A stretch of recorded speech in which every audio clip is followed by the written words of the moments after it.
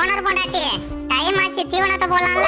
ஆத்தி, மழை இன்னும் இந்த கொட்டு கொட்டுது, காது கேட்காத மாதிரி உட்காந்துக்க வேண்டியதான். அடியை, எங்களுக்கு நல்லா காது கேக்குதுடி, தீனிய போடுறி. ஏமா ஓனர் பொண்டாட்டி, மதியம் ஆச்சுடி, இப்பயாவது தீனிய போடுறி. மதியம் ஆயிடுச்சா? மழை இன்னுமா நிக்கல?